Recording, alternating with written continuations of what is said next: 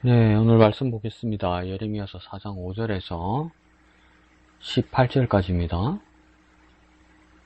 너희는 유다에 선포하며 예루살렘에 공포하여 이르기를 이 땅에서 나팔을 불라하며 또 크게 외쳐 이르기를 너희는 모이라 우리가 견고한 성으로 들어가자 하고 시온을 향하여 깃발을 세우라 도피하라 지체하지 말라 내가 북방에서 재난과 큰 멸망을 가져오리라. 사자가 그 수풀에서 올라왔으며 나라들을 멸하는 자가 나왔으되 네 땅을 황폐하게 하려고 이미 그의 조사를 떠났은즉 네 성읍들이 황폐하여 주민이 없게 되리니 이로 말미암아 너희는 굵은 배를 두르고 애곡하라. 이는 여호와의 맹렬한 노가 아직 너희에게서 돌이키지 아니하였음이라. 여호와의 말씀이니라. 그날의 왕과 지도자들은 낙심할 것이며 제사장들은 놀랄 것이며 선지자들은 깜짝 놀라리라. 내가 이르되 슬프도소이다. 주 여호와여 주께서 진실로 이 백성과 예루살렘을 크게 속이셨나이다. 이르시기를 너희에게 평강이 있으리라 하시더니 칼이 생명에 이르렀나이다. 그때에 이 백성과 예루살렘에 전할 자가 있어서 뜨거운 바람이 광야에 있는 헐벗은 산에서 내 딸 백성에게 불어온다 하리라. 이는 기질하기 위함도 아니요 정결하게 하려 함도 아니며 이보다 더 강한 바람이 나를 위하여 오리니 이제 내가 그들에게 심판을 행할 것이라. 보라, 그가 구름같이 올라오나니 그의 병거는 해오리 바람 같고 그의 말들은 독수리보다 빠르도다. 우리에게 화 있도다. 우리는 멸망하도다 하리라. 예루살렘아, 네 마음의 악을 씻어버리라. 그리하면 구원을 얻으리라. 네 악한 생각이 네 속에 얼마나 오래 머물겠느냐. 단에서 소리를 선포하며 에브라임 산에서 재앙을 공포하는도다. 너희는 여러 나라에 전하며 또 예루살렘에 알리기를 애워싸고 치는 자들이 먼 땅에서부터 와서 유다 성읍들을 향하여 소리를 지른다 하라. 그들이 밭을 지키는 자같이 예루살렘을 애워싸나니 이는 그가 나를 거역했기 때문이니라. 여호와의 말씀이니라. 네 길과 행위가 이 일들을 부르게 하였나니 이는 네가 악함이라. 그 고통이 네 마음에까지 미치느니라. 아멘. 오늘 교회 사정에 의해서 오늘도 수요 예배는 예배당에서 하지 못하게 되어서 개인적으로 녹음하게 되었습니다. 예레미야서 전반부를 보고 있습니다. 그래서 이 말하는 화자는 이제 하나님의 대언자 예레미야가 될 것이고 하나님의 말씀을 예레미야가 그렇게 사람들에게 계속 옮기는 과정이 일어나는 겁니다. 이 정치적 상황과 외교적 상황, 국방, 역사적 상황은 유다 예루살렘 아주 백척간두에 서 있는 상황입니다. 그래서 오늘 제목도 보면 이렇게 되어 있습니다. 북방에서 다가오는 큰 멸망. 그래서 북방이라는 것은 이스라엘에서 동북쪽 이렇게 되겠죠. 동북쪽이면 지금은 이제 아수르 시대가 저물고 바벨론 시대가 이제 이렇게 바벨론 시대가 오던 시대입니다. 그래서 그때 바벨론의 이제 왕이 느부갓네살이 되는 거죠. 그래서 북방이라 이렇게 하면 이제 바벨론 왕국을 말하는 것이고 그 사자라 말하면 느부갓네살을 말하는 그 예레미야의 메타포 수사와 같습니다. 상징적인 의미와 같습니다. 그래서 북방에서 이제 큰 멸망이 다가오는데 이제 이스라엘을 향하여 특별히 유다 예루살렘을 향하여 북방에서 다가오고 있는 멸망을 지금 예레미야가 보고 있는 것입니다.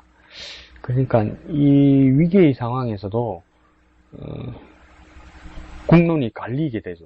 어느 나라나 그런 것 같아요. 괜찮다? 아니 위험하다 이게. 우리나라도 지금 그런 상황이죠. 괜찮다? 아니다 위험하다. 근데 위험하다는 상황이 돼서 안 듣고 싶어 합니다. 원래는 대부분의 사람들이. 우리나라의 지금 상황도 그렇고 당시에 유다 예루살렘의 상황도 그러했다는 겁니다. 근데 특별히 이때는 그 위험하다고 말하는 사람들의 그 사람의 말이 예레미야 말이 아주 소수의 의견이었기 때문에 더 이렇게 뭘까요? 영향력이 적었던 거죠. 근데 그 영향력이 적은 말이 나중에 진실이었습니다. 임진왜란이 다가오기 전에도 당쟁에 의해서 조선에서도 그러니까 선조가 율곡이의 말 같은 경우는 들어주지 않았죠. 10만 양병설 이런 걸 주창을 해도 들어주지 않았죠. 근데 그게 들어주지 않는다는 말이 참 희한했죠. 왜 그러냐면 조선 통신사들이 일본에 갔다 와서 그 위험의 상황을 똑같이 보고 왔는데도 보고하는데도 그 의견이 나뉘었다는 겁니다. 그러니까 똑같은 상황을 봤는데 한쪽이 거짓말했다 이렇게 말할 수도 있지만 한쪽이 억울하다고 말하는 사람은 뭐냐면 자기의 입장으로 자기의 안경으로 상황을 그렇게 해석하게 되는 겁니다. 그러니까 해석이라는 것이 정말 중요하죠. 근데 해석이라는 것은 객관적인 해석은 100%는 없습니다. 객관적인 해석이라는 게 100%는 없어요. 그러니까 어느 관점을 다양하게 보느냐 그것밖에 없는 것 같아요. 그러면 지도자가 할 수 있는 것은 뭐냐면 다양한 관점들을 다 들어줘야 되는 거죠. 다 들어주고 지도자가 결정해야 되죠. 그래서 그 결정의 결과에 대해서 잘못된 것이 있으면 지도자는 책임지는 겁니다. 지도자는 다 알 수 없어요. 다 알 수 없어요. 근데 그 여러 상황에 대해서 결정을 하고 결정에 대해서 책임지는 겁니다. 그럼 민주사회에서 지도자의 결정은 누굴까요? 처음은 대통령이겠죠. 근데 대통령에게만 책임을 물을 수 없는 겁니다. 그를 지지한 국민들은 어떤 책임을 집니까? 안 지려고 들죠. 그건 민주사회 아닙니다. 왜요? 민주사회는 국민이 주인이니까. 예, 이야기가 많이 빗나갔네요. 자, 밑에 두 줄로 되어 있는 개요를 한번 읽어보겠습니다. 하나님은 긴박한 전쟁 상황을 묘사하며 북방의 강력한 정복자가 유다를 초토화할 것을 예고하십니다. 이 말씀에 담긴 하나님의 진심은 유다가 회개하여 구원을 얻는 것입니다. 그러니까 역사적 상황을 국제 정세를 읽어주는 역할을 하는 것이 성경이 아니라 사실은 무엇입니까? 그 상황을 통해서 하나님의 진심, 하나님의 마음을 아는 것, 이것이 무엇입니까? 성경을 보는 사람들의 입장입니다. 그리고 우리가 큐티하는 사람들의 입장입니다. 하나님의 진심이 뭘까? 그러면 그 옛날의 이스라엘 상황을 오늘 우리가 읽는 이유는 뭐냐면 이 말씀이 우리 상황에 적용되고 투영되어야 되는 것이죠. 그래서 우리의 현실을 봐야 되는 거죠. 그러면 우리의 현실에서 하나님의 마음은 무엇일까? 이걸 보는 거예요. 지금의 상황을 잘 판단하는 것이다. 여기서 끝나는 것이 아니라 이 상황을 통해서 우리를 향한 하나님의 마음은 무엇인가? 하나님의 말씀을 깨달은 것에서 끝나는 것이 아니라 우리의 리스판스, 우리의 리액션이 있어야 되는 거죠. 그러니까 우리의 깨달음, 우리의 반응, 우리의 실천이 있어야 되는 겁니다. 그것이 묵상의 삶이고 큐티의 삶인 것이죠. 그래서 오늘 본문 4장 5절에서도 보면 너희는 유다에 선포하여 예루살렘에 공포하여 이르기를 이 땅에서 나팔을 불라 하며 크게 외쳐 이르기를 이렇게 시작합니다. 그래서 이 땅에서 그때 그 예루살렘에서 나팔을 부르라는 것은 뭐냐면 그 양각 나팔을 이미 모세와 아론 시대에 제정해 주셨죠. 그래서 어떻게 불면 백성들이 모이고 어떻게 불면 이것은 경고의 말씀이고 어떻게 또 불면 흩어지고 어떻게 불면 전쟁을 준비하고 어떻게 불면 적들이 어떻게 나타났다는 그 세태들을 다 사인을 주는 거죠. 그러니까 일상을 삶을 살거나 무관심하게 살던 이스라엘 백성들도 나팔 소리를 들으면 준비해야 된다 이 말입니다. 오늘날 우리도 일상을 삶을 사는 그리스도인일지라도 나팔 소리를 들으면 곧 하나님의 말씀을 들으면 우리는 어떻게 반응하고 어떻게 행동해야 될지 준비하는 사람이 되어야 되는 것이죠. 그냥 또 일상을 살아가면 안 되는 겁니다. 그래서 나팔을 불라 하며 크게 외쳐 이르기를 너희는 모이라 우리가 견고한 성으로 들어가자 하고 이 뭡니까? 대피 명령이 내려진 것과 똑같은 거죠. 적들이 오니까 모여서 견고한 성으로 대피소로 피하라고 말하는 겁니다. 그래서 6절에 시온을 향하여 깃발을 세우라 도패하라 지체하지 말라 내가 북방에서 큰 재난과 큰 멸망을 가져오리라. 여기서는 내가는 누구입니까? 하나님을 말하는 거죠. 북방에서 곧 바벨론에서 재난과 큰 멸망을 가져오리라. 그러니까 북방 바벨론이 침략해오는 그 과정은 하나님이 개입한 것이고 하나님께서 바벨론 왕을 통하여서 이스라엘의 재난과 큰 멸망을 가져온다는 겁니다. 그러니까 우리의 삶을 사는 상황 가운데서도 재난이나 어려움이나 고난이 올 때 재난 자체, 고난 자체, 어려움 자체 우리 핍박자만 볼 것이 아니라 그곳에서 개입하시는 하나님의 모습을 보아서 아, 여기 하나님의 손이 있구나, 이것까지 보여야 된다는 겁니다.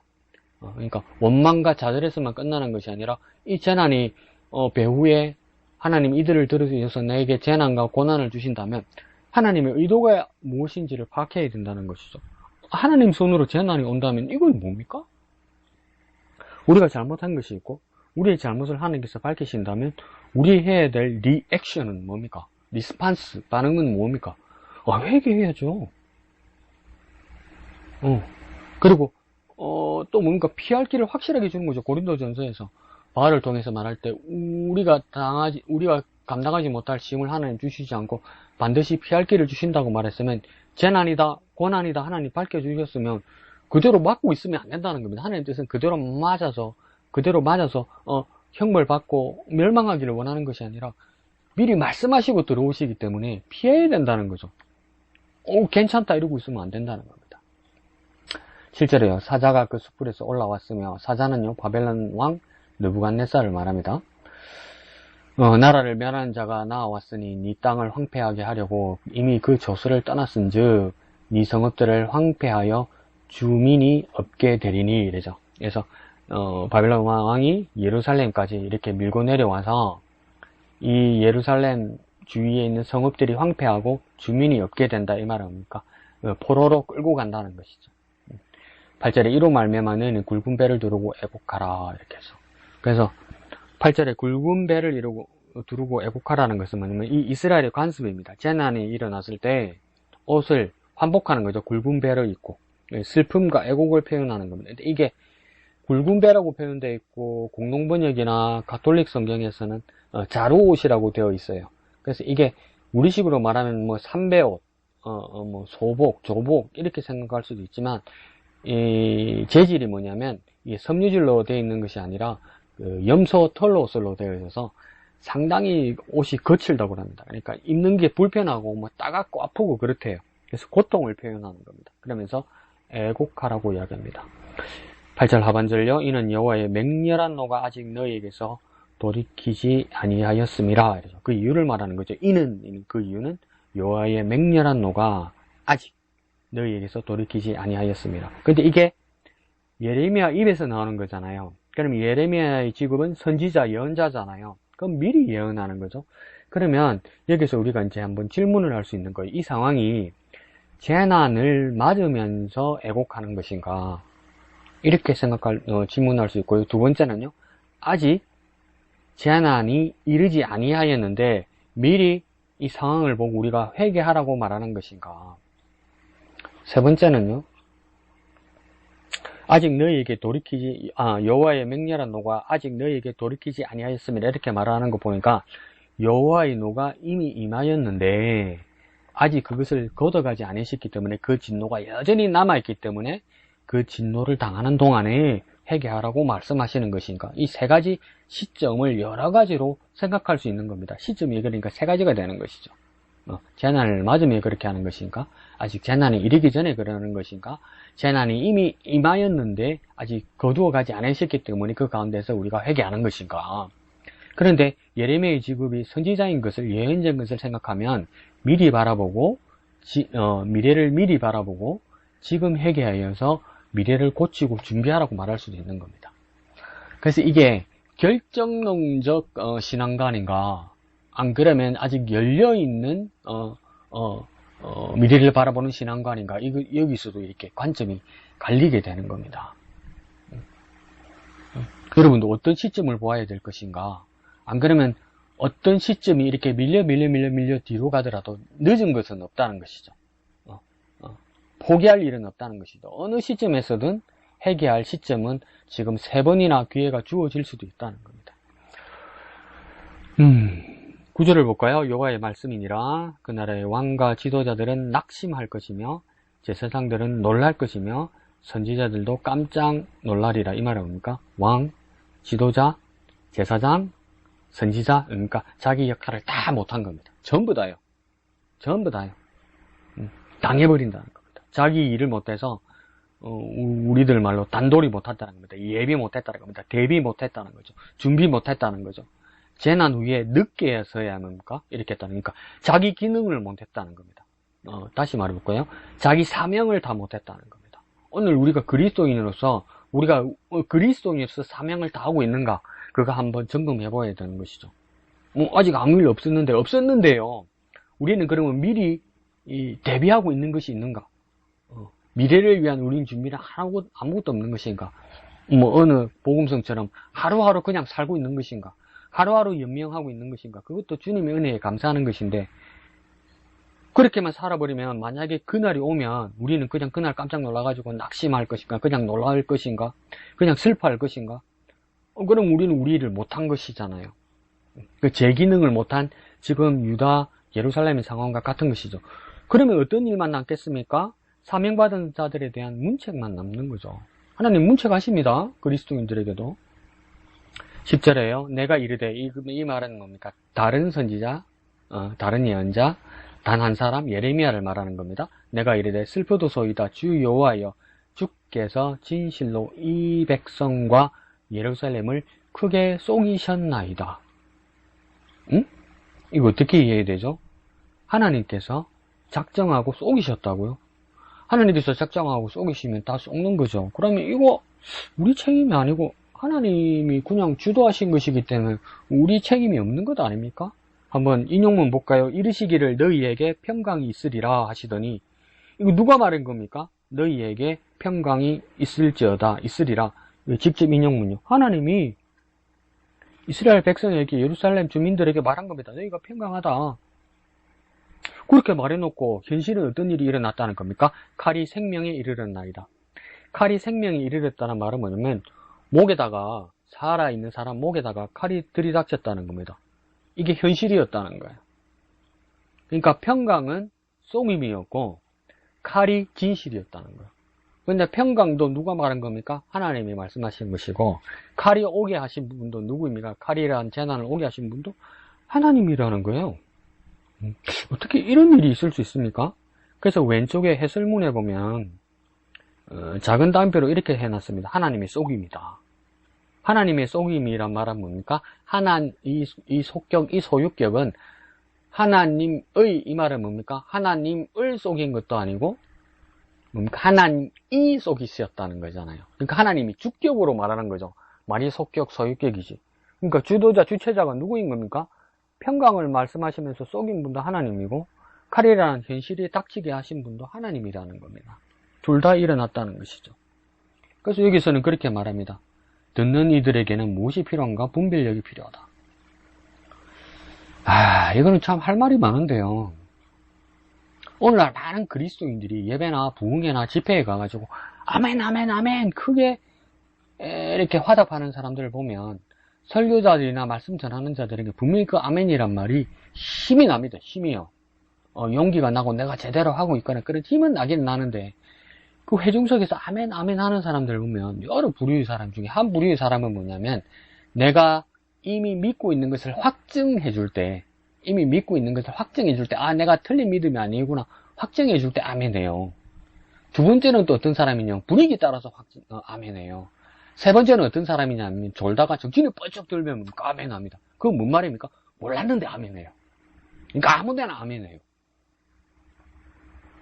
근데 진짜 준비 잘 해온 메신저가 새로운 깨달음을 전해줄 때 정신 들여서 듣던 사람도 동의가 안 돼서 아멘 안 하는 경우도 있어요. 그러면 전하는 사람도 듣는 사람도 시험에 들게 되죠. 근데 제가 왜 이렇게 말씀을 길게 드리냐면, 하나님의 속임에 대해서 한번 또 조금 더 생각해 봤으면 해요. 북이스라엘에 아합 왕이 있었죠. 역대 가장 북이스라엘 악한 왕을 여로보암이라 했는데, 후반기로 가면서 가장 악한 왕에 대한 대명사가 여로보암에서 아합으로 바뀝니다. 근데 이 아합이 이 부인 이세벨과 함께 그 외국에서 온 부인이잖아요. 베니기의 수도 두로, 시돈에서 온 여인이잖아요. 두로, 시돈, 페니키아 왕국의 공주였단 말이에요. 근데 이 외국에 있던 이 공주가 북이스라엘 왕 아합에게 시집 오면서 뭘 가지고 온 겁니까? 네, 예, 그 바알과 아세라 신을 가지고 온 거예요. 그러면서 완전 타락해버리죠, 이스라엘이. 그런데 뭡니까? 그러면서 이 악한 왕이 대명사가 되는 겁니다. 아합 왕이. 바알과 아세라를 섬기면서 부인 이세벨을 통해서. 그런데 남유다에는 아주 훌륭한 왕이 있었어요. 그 왕의 이름이 여호사밧입니다. 근데 이 여호사밧에 아주 훌륭한 왕이었는데 한 가지 큰 실수가 뭐였냐면 안정을 위해서, 그리고 남이 아니니까 북이스라엘 왕 아합과 여호사밧이 사돈 관계를 맺습니다. 결혼 관계를 맺는 거죠. 남이 아니니까. 쉽게 말해서 우리가 남이가 이렇게 돼버린 거죠. 근데 이게 사돈 관계가 되다 보니까 그때 제 기억으로는 동북쪽쯤 되나요? 이스라엘에서 그쪽에 길르앗 라못이란 지역이 있는데요. 이게 시리아 아람과 이 땅을 주고받는 관계가 되었단 말이에요. 전쟁에 의해서. 그건 잘 모르겠습니다. 네. 제가 도울 수 있는 다른 부분이 있을. 네, 죄송합니다. 괜찮습니다. 서로 땅을 주고받는 경우가 일어났다는 것이죠. 그러다 보니까 이제 막 전쟁에 의해서 이 땅을 차지하다가 이 땅을 뺏기다가 막 그렇게 된단 말이죠. 그러다 보니까 이제 아합 왕이 사돈 여호사밧에게 제안합니다. 길러 라못에 내가 전쟁하러 가는데 같이 가겠습니까? 그렇게 물어보죠. 제가 잘 이해한 건 물어보게 되죠.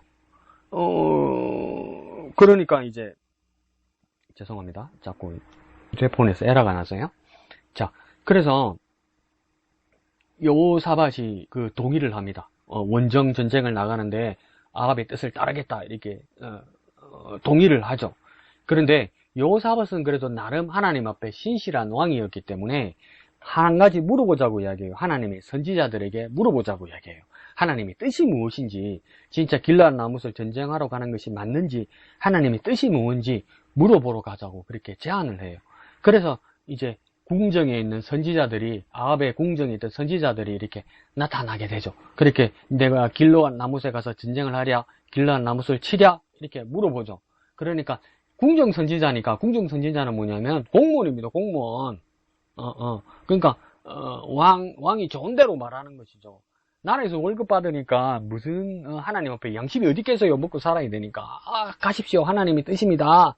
전쟁하면 이깁니다 하면서 그 대표였던 선지자가 시드기야하고 그 300명에 가까운 선지자들이 전쟁하러 가십시오. 이깁니다. 이렇게 이야기해요. 근데 여호사밧이 뭔가 미심쩍었던 것 같아요. 다시 아합 왕이 물어봅니다. 이 사람들이 다입니까? 그러니까 아합도 그때는 조금 양심이 있었는가 봐요. 한 사람이 있는데 그 사람 항상 나한테 좋은 말 안 합니다. 그래서 그 사람 말 들을 필요는 없습니다. 그래봤자 300대 1입니다. 이렇게 돼버린 거죠. 그때 여호사밧이 뭐라냐, 왕은 그런 말씀 마십시오. 들어봐야죠. 하나님 말씀을 이러면서 그 사람을 불러오라고 이야기해요. 그 사람 이름이 누구냐면 미가야입니다. 그래서 신하들이 미가야를 데리러 가죠. 이때 미가야를 데리러 가면서 신하들이 얼음장을 놨죠. 왕이 물어보는 대로 대답해라. 그때 미가야가 뭐라고 하냐면, 내가 하나님의 말씀을 왜, 내가 왜 어떻게 다른 말을 할 수 있느냐. 그렇게 큰 소리를 치죠. 그래서 이제, 아합 왕에게 데리고 갑니다. 그래서 아합 왕이 미가야 선지자에게 물어보죠. 내가 길르앗 라못을 치러 가랴. 이렇게 물어봐요. 근데 의외의 대답을 하면 돼, 미가야가. 치러 가십시오. 하나님께서 길르앗 라못을 왕에게 넘기셨습니다. 그렇게 이야기를 해요. 그렇게 이야기했는데, 그때 또 의외의 말로 아합 왕이 역정을 냅니다. 왜 나한테 거짓말 하느냐. 바른 말 해라 이래요. 그 뭔 이유인지는 모르겠어요. 그냥 제가 추정하기로는 미가야가 아합 왕에게 비아냥댔던 것 같아요. 그냥 가서 전쟁 한번 해보십시오. 어련하시겠습니까? 하나님 넘기신 것 같습니다. 당신한테 이렇게 말했던 것 같아요.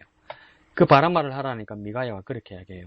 내가 하나님께서 눈을 열어주셔서 하나님의 나라에 천상회의, 그러니까 천국에 천상회의가 일어나는 것을 보았습니다. 그때 그날의 안건이 무엇이었냐면 하나님께서 내가 저 악한 왕 아합을 어떻게 하여서 죽게 할까 이렇게 말할 때 하나님의 사자들이 여러 가지로 말했습니다. 이렇게 해서 아합이 죽게 하겠습니다. 저렇게 해서 아합이 죽게 하겠습니다. 이렇게 할 때 한 사자가 나타나서 하나님께 그렇게 제안했다는 거예요. 내가 아합에게 직접 하는 것이 아니라 아합 밑에 있는 여러 선지자들에게 가서 거짓말하는 영이 되어서 이렇게 말을 해요.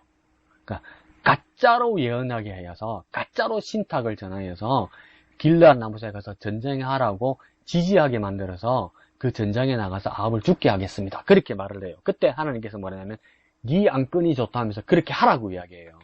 그러니까 거짓말하게 하는 영을 넣어주게 하는 것에 하나님께서 동의하시고 그것을 허락해버렸단 말이에요. 그러니까 시드기야와 300명의 선지자는 무엇입니까? 미혹당한 겁니다. 그것도 뭡니까? 하나님의 뜻에 의해서 미혹당한 거예요. 하나님의 허락에 의해서 거짓말하게 만드는 거예요. 그렇게 돼버린 거예요. 근데 시드기야와 300의 선지자는 몰랐던 거죠. 이렇게 분별력이 없었던 거예요. 미가야가 그 이야기를 하는 것이죠. 그러니까 막 뭐라고 이야기합니까? 시드기야가 막 화를 내면서 막 때리죠. 막 그 미가야를 때리면서 어떻게 하나님이 너에게만 말하고 나에게 말씀하지 않으셨더냐 막 이렇게 이야기하죠. 근데 누구 말이 진짜였습니까? 300명의 선지자들 말은 가짜였고 지금 누구입니까? 미가의 말은 진짜였던 것이죠. 그러니까 뭡니까? 거짓말하는 선지자들의 말도 예언도 하나님의 뜻이었고 가면 죽는다고 말했던 미가야 선지자의 말도 하나님의 말씀이었단 말이에요. 그러니까 참 메시지도 하나님께서 주신 것이고 거짓 메시지도 놀랍게도 하나님께서 주셨단 말이에요. 그러니까 오늘 왼쪽에서 말하는 가이드처럼 우리에게 무엇이 있어야 됩니까? 분별력이 있어야 됩니다. 하나님 어떤 부분에서는 가증하게 속이려고 드는 말에 대해서 하나님 허락하십니다. 그 가증함으로 계속 그렇게 나아가서 죽게 내버려 두시고 하나님 심판하시겠다는 거예요. 그러니까 그런 분별력이 필요한 것이죠. 그러니까 오늘 이 상황에서도 예루살렘의 백척간두의 상황에서도 느부갓네살 바벨론이 이렇게 침략해오는 모습에서도 뭡니까? 평강하다 이 말은 하나님의 말이었지만 미혹하는 선지자들의 말이었다는 거예요. 그리고 현실은요 칼이 들이었다는 거죠. 그래서 위험하다고 정신 차리라고 나팔 부는 순간 한 사람밖에 없었다는 거죠. 예레미야밖에 없었어요. 그러니까 우리가 어떻게 됩니까? 다수편에 들어서 그냥 그렇게 삶을 지내는 것이 중요한 것이 아니라 하나님의 말씀이 무엇인가를 분별하는 게 중요합니다. 그러니까 지금 우리의 상황에서도 하나님의 뜻이 무엇인지 분별하는 게 중요해요. 많은 사람들이 뭐라고 그러니까 그렇게 따라가는 게 중요한 게 아니에요. 그러니까 우리가 얼마나 깨워서 분별하게 해달라고 그렇게 기도해야 되겠습니까? 자, 11절 봅니다. 그때 이 백성과 예루살렘에 전할 자가 있어 뜨거운 바람이 광야의 헐벗은 산에서 내 딸 백성에게 불어온다. 뜨거운 바람요? 징벌의 바람, 북방에서 불어오는 느부갓네살 바벨론의 침략을 말하는 것이죠. 근데 이 내 딸 백성에게 불어온다. 내 딸 백성은 뭐를 말하는 겁니까? 유다 예루살렘 사람들을 이야기하는 겁니다. 하나님의 딸, 하나님의 백성을 말하는 거죠. 이는 키지를 위함도 아니요. 이 걸러내기 위함이 아닙니다. 정결하기 위함도 아니라고 얘기해요. 11절에. 그러니까 누구만을 돌이키게 하기 위함도 아니라는 거예요. 12절에요. 이보다 더 강한 바람이 계속 바람이 나오는 거죠. 뜨거운 바람, 11절에 뜨거운 바람, 12절에 더 강한 바람, 나를 위하여 오리니. 이 말입니까? 하나님을 위하여 오리니. 이제 나 하나님이 그들에게, 이 그들은 누구입니까? 타락한 예루살렘 유다 백성들을 이야기합니다. 심판을 행할 것이라. 정결하기 위한 것도 아니고 기질에서 분별하기 위한 것도 아니고 뭡니까? 이제는 심판을 행할 것이라고 이야기하는 겁니다. 13절에 보라 그가 구름같이 올라오느니 여기 그는 누구이냐면 바벨론 왕 느부갓네살을 말합니다. 구름같이 올라온다 이 말은 뭡니까? 엄청나게 많은 군사들이 몰려온다 이 말입니다. 그의 병거는 회오리 바람 같고 한번 상상을 해보십시오. 저기서 막 큰 바람으로 먼지를 일으키면서 확 몰아온다는 거예요. 그 말들은 독수리보다 빠르도다. 엄청나게 빠른 속도로 근데 기병들이 온다는 겁니다. 독수리가 막 몰아치는 것보다 더 빠르게 지금 뭡니까? 준비 태세도 갖추지 못할 정도로 빨리 온다는 겁니다. 그러니 뭡니까? 우리에게 화 있도다. 여기서 우리는 뭐냐면 누가 말하는 거냐면 예레미야요. 예레미야가 우리라고 말하는 것은 예루살렘 사람들과 예레미야 모두에게 화가 있을 것이다. 우리는 멸망하도다. 예루살렘과 예레미야의 모든 사람들은 멸망할 것이다. 하리라 이라는 거예요. 하리라 이 말을 보니까 뭡니까? 아직은 안 온 거죠. 14절에 예루살렘아 네 마음의 악을 씻어버리라. 그리하면 구원을 얻으리라. 그러니까 해야 될 것이 무엇인지 보십시오. 악을 씻어버리는 거예요. 그러니까 하나님의 명령은 뭐냐면 악을 씻어버리라는 거예요. 이 말은 뭡니까? 회개하라는 겁니다. 그리하면 구원을 얻을 것이다. 구원을 얻기 위해서는 뭐 해야 된다는 겁니까? 회개해야 된다는 겁니다. 하나님에 대한 하나님의 대책은 무엇입니까? 하나님의 선포는 무엇입니까? 구원받아야 된다는 거예요. 그러니까 지금 현실은 구원받을 수 있는 것밖에 없다는 거예요. 지금 이대로는 안다는 건 안 된다는 거예요. 지금 이 자리는 재난의 자리이기 때문에 재난의 자리에서 옮겨갈 자리는 구원의 자리라는 겁니다. 그러니까 우리의 삶의 자리도 지금 이 자리에서 하나님의 나라로 옮겨가야 된다는 거죠. 하나님의 나라로 옮겨가는 방법은 뭡니까? 회개하는 거예요. 근데 회개하는 방법이 구체적으로 무엇입니까? 악을 씻어버린다는 거예요. 그러니까 지금 우리의 모습은 악한 모습이라는 거예요. 악한 모습에서 씻어버리라는 거예요. 이 말은 뭡니까? 더 이상 악한 모습으로 살지 말라는 겁니다. 그러니까 회개가 뭡니까? 똑같은 모습이 되어서는 안 된다는 거예요. 첫 번째, 세상과 똑같은 모습이 되어서는 안 되고요. 우리도 이전과 똑같은 모습이 되어서는 안 되고요. 세 번째는요, 지금 이대로는 안 된다는 거예요. 지금 이대로 살면서 구원받는다고 말하면 안 된다는 거예요. 15절요. 단에서 소리를 선포하며 에브라임 산에서 재앙을 공포하는도다. 이 말은 단은 뭐냐면 그 이야기 많이 들어봤죠. 단에서 브엘세바까지 이렇게 말하잖아요. 이스라엘 땅 전체를 말하는 겁니다. 단은 최북단, 브엘세바는 최남단. 그래서 단에서 브엘세바. 그러니까 단에서부터 내려오는 거죠. 누가요? 바빌론 왕 느부갓네살이 밀고 내려오는 거죠. 단에서 소리를 선포하며 에브라임 산에서 재앙을 선포하는데 이 말은 뭐냐면 에브라임이 왜 나오냐면 예루살렘은 유다 지파의 땅이잖아요. 유다 지파 땅 바로 위에가 어디냐면 에브라임 지파 땅입니다. 그러니까 바로 여기까지 왔다는 겁니다.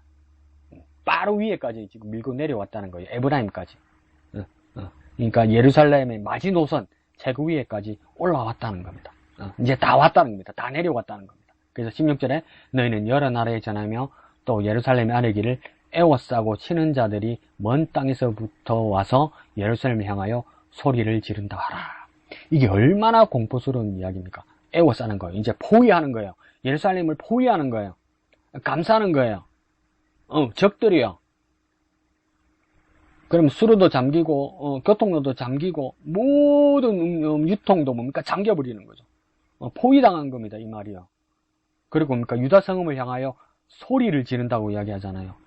이거 한번 상상해 보십시오. 막 우리가 알지 못하는 언어로 큰 갱음으로 무서운 말로 막 군사들이 고함을 지르면서 우리를 향하여 고함을 지른다고 상상해 보십시오. 이게 얼마나 두려운 소리입니까?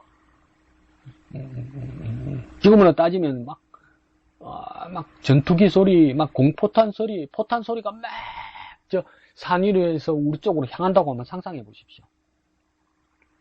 그런 상황입니다. 막 사람을 질려버리게 하는 개성이 일어났다는 거죠. 17절에요.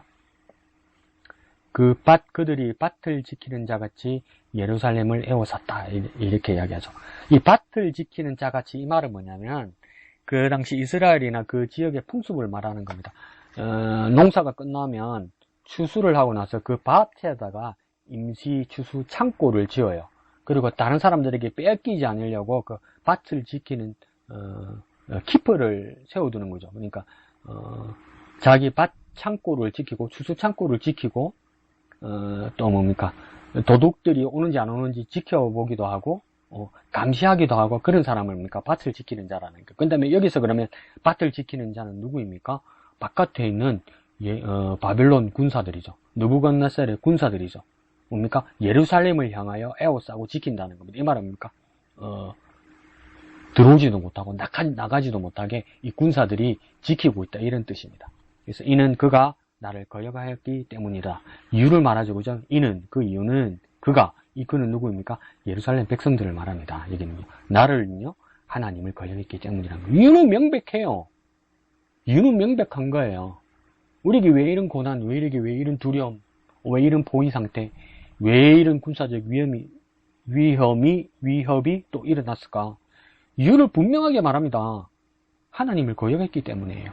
이스라엘 백성이, 예루살렘 사람들이 하나님을 거역했기 때문이에요. 그래서 그 심판이 일어난 거예요. 근데 현상만을 보아도, 하나님 손길을 안 보고 현상만을 보아도 이게 왜 이렇게 일어날 수밖에 없냐면, 첫째, 방비하지 않았기 때문이고요. 두 번째, 지혜롭지 못했기 때문이고요. 세 번째, 분별력이 없었기 때문이고요.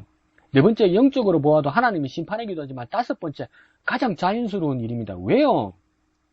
하나님을 버렸잖아요. 하나님을 거역했잖아요. 그러면 하나님 우리를 보호하고 하나님 우리 도와주실 이유가 없잖아요. 보호하시던 하나님의 손길이 걷어져 버리니까 울타리가 벗겨져 버렸잖아요. 울타리가 무너져 버렸잖아요. 그 울타리가 뭡니까? 하나님 손길이잖아요. 하나님 손길이 없어지면 뭔가 적들이 오잖아요. 이리가 오잖아요. 승냥이들이 오잖아요. 표범들이 오잖아요. 사자들이 오잖아요. 이리, 승냥이, 표범, 이 상징들이 다 뭡니까? 느부갓네살 왕 바빌론의 군사들이잖아요. 그전에는 그들이 여기 오지 못했어요. 왜요? 하나님의 손길이 울타리였으니까, 하나님의 손길이 성벽이었으니까. 그러면 하나님의 손길, 하나님의 성벽은 무엇을 통해서 그렇게 지켜집니까? 하나님의 말씀을 거역하지 않을 때, 하나님의 말씀을 지킬 때 그렇게 되는 거 아니에요. 하나님의 말씀을 거역했다는 건 뭡니까? 자연스럽게 하나님의 손길이 사라지는 겁니다. 하나님 울타리, 하나님의 펜스가 걷어지는 겁니다. 그러니까 자연스럽게 적들이 밀고 들어오는 거죠. 이거 누구 책임입니까? 하나님의 말씀을 지키지 않고 하나님의 말씀을 거역한 이스라엘 백성들의 책임이죠. 오늘날 우리의 책임이죠. 18절 마지막 절요. 내 길과 내 행위가 이 일들을 부르게 하였다. 이렇게 말하죠.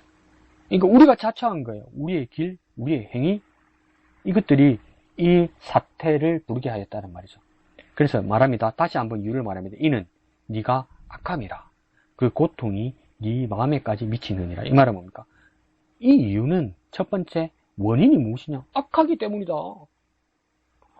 그러면 여전히 앞에서 경고하는 것처럼 14절에서 경고하는 것처럼 네 마음에 악을 씻어버리라. 이거 안 했다는 거 아닙니까? 여전히 그 이야기를 듣고도 안 했다는 거 아니에요. 이거 우리 느끼지 않습니까? 하나님 말씀이 그렇게 쏟아져도 꿈쩍 안 합니다. 세상이 꿈쩍 안 하는 게 아니에요. 이 당시에는 예루살렘 하나님의 백성들이 꿈쩍을 안 했고요. 지금은 보세요. 교회 안에 하나님 말씀을 듣는 그리스도인들이 꿈쩍 안 해요. 그렇지 않아요? 우리가 꿈쩍 안 해요. 하나님 말씀이 쏟아지고 하나님 말씀이 이렇게 되고 와도요. 꿈쩍 안 해요. 어떤 경우에는요. 아멘 하면서 예배당에서는 막 감동을 받아요. 그리고 안 해야 될 짓을 해요. 교회 바깥에 가면서 깨끗이 씻어버리고 깨끗이 하나님 말씀을 벗어버려요. 이 말은 뭡니까? 마음에서 악을 씻어버리지 않았다는 거예요. 여전히 그대로 살기로 각오했다는 거예요. 결단했다는 거예요. 그러니까 이 말이 뭡니까? 네가 악함이라 여전히 악하다는 거예요. 회개하지 않았다는 거죠. 그럼 그 결과는 어떤 것이 일어난다니까? 고통이 나타난다는 거예요. 당연한 결과라는 거예요. 원인은 악함이고요. 당연한 결과는 고통이라는 겁니다. 내가 왜 이렇게 고통스러울까? 내 삶과 내 말과 내 행동과 내 마음과 내 삶의 반경을 보십시오. 혹시 그게 하나님 말씀이 없지 않습니까? 하나님 말씀이 왜 없죠? 내가 하나님 말씀을 벗어버렸어요. 하나님 말씀을 벗어버리고 비워버린 그 자리에 뭐가 왔습니까? 고통이 온 거예요. 그것이 고통이 되게 만든 거예요. 근데 그 범위를 말하고 있습니다. 어디까지 미친다고 합니까? 네 마음에까지 미치느니라. 처음에 겪는 어떤 어려움이나 우연한 사고나 이런 우리가 우연이라고 이야기하고, 예수 믿는 사람까지 그래요. 재수 없네. 오늘 운이 없었네. 오늘 빨이 안 받네. 그러고 있는 거죠.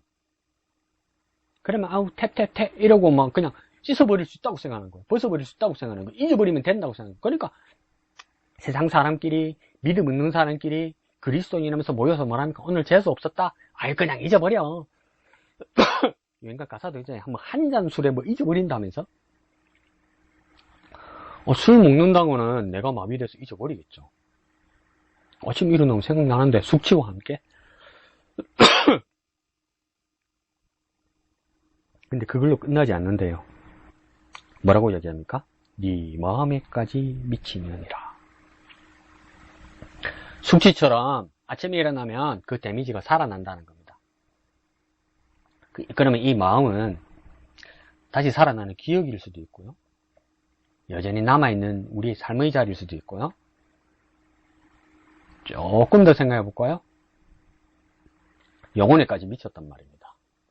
영혼에까지 미쳤다는 이야기는 무엇입니까? 구원받지 못했고요. 심판받았다는 이야기예요. 여전히 그 자리에 있기를 원하고, 여전히 분별력이 없고, 여전히 그릇저릇 살아가려 하고, 더 위험하게 말씀드려 볼까요? 아무 세상 일과 사회 일과 모든 주변 환경에서 하나님 주시는 메시지가 있음에도 불구하고 난 오직 영적인 사람이라고 이야기하고 나는 오직 복음의 사람이라고 이야기하면서 모든 상황에 주시는 하나님 말씀에 외면하고 있을 때 그건 뭡니까? 하나님 뭐라고 하냐? 악함이라고 이야기해요. 회개하지 않은 악함이라고 이야기해요. 여전히 그 자리에 있으면 구원받지 못한다고 오늘 14절 15절에서 말씀하고 있어요. 그러면요 그것은 고통이 임하고요. 그 고통은요 한 잔술에 잊어버리거나 재수가 없었다고 그냥 잊어버릴 수 없는 일이라고 이야기해요. 왜요? 마음에까지 벌써 침투해버렸어요.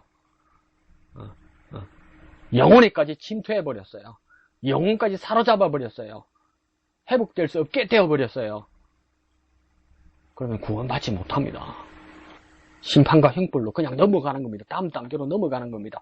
돌이킬 수 없는 상태로 넘어가는 겁니다. 근데 이 모든 말씀이 누구의 목소리로 나타나는 겁니까? 하나님 말씀이 예언자의 목소리로 나타나는 겁니다. 예언자의 목소리로 나타나고 선지자의 목소리로 나타난다는 겁니다. 선지자는 앞에도 뭐라고 말씀드렸습니까? 아직 일어나지 않은 일인 미래에 대해서 먼저 깨달아서 말하는 거라고 이야기하잖아요. 그러면 지금 뭐가 남은 겁니까? 이 말씀을 듣는 우리가 분별력을 가지고 지금 회개해야 돼요. 옮겨와야 돼요, 여러분. 회개는 옮겨오는 거예요, 옮겨오는 거. 아직 기회가 남았는데, 근데 끝이 보이는 거예요.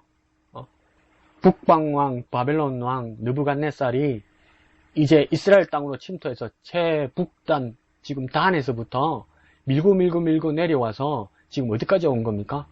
경계선, 유다의 경계선, 예루살렘의 경계선, 바로 윗동네 에브라임 산지까지 온 거예요. 에브라임 산지 뚝이 무너지면 예루살렘으로 이제 들어오는 겁니다, 이게. 그게 안 보이면 어떡해요? 멸망받는 겁니다. 근데 이 예루살렘 사람들이 그게 안 보이는 거예요. 한 소리밖에 안 들리는 거예요. 평강하다. 이게 하나님 말씀이다. 이러고 있는 거죠. 근데 단 한 명의 선지자 미가야가 칼이 임한다 할 때 그 소리도 들어야 되는데 안 듣는 거예요. 왜 안 듣습니까? 내가 좋은 게 하나님 말씀이라고 생각하거든요. 내 마음이 드는 게 하나님 말씀이라고 생각하거든요. 기분 나쁘고요, 불편하고요, 미루고 싶은 말씀은 하나님 말씀이라고 생각하지 않아요. 근데 이사야였습니까? 에스겔서에서 하나님 그러잖아. 얘네들 참 이상하다. 내 생각과 너희 생각은 달라. 하늘과 땅이 다른 것처럼 내 말은 너희 생각과 달라. 너희 말들과 달라. 그럼 우리와 다른 게 하나님 말씀이에요. 그럼 하나님 말씀은 우리가 아프고 힘들고 듣기 싫은 것이 하나님 말씀일 수 있어요. 그럼 그거 들어야 살아요. 근데 우리 성품이 듣기 싫거든요. 들어야 돼요. 아직 임하지 않았거든요. 그럼 그 말씀을 듣고 회개하면요, 안전한 도피처로 우리가 갈 수 있거든요. 앞에서 말하는 것처럼 모이라, 견고한 성으로 들어가자 하면서 나팔을 미리 불어주시거든요. 나팔을 미리 불어주시는 거잖아요. 그 나팔 소리를 듣고 대피해야죠. 피해야죠. 주님이 계신 곳으로 돌아가야죠. 그렇게 예민하게 영감을 가지고 성령 충만해서 하나님의 말씀을 분별하여서 하나님의 구원의 자리로 들어가는 저와 여러분 되었으면 좋겠습니다. 그렇게 깨어있는 자들 되게 하여 주옵소서. 그렇게 기도하는 저와 여러분 되시기를 예수님 이름으로 축복합니다.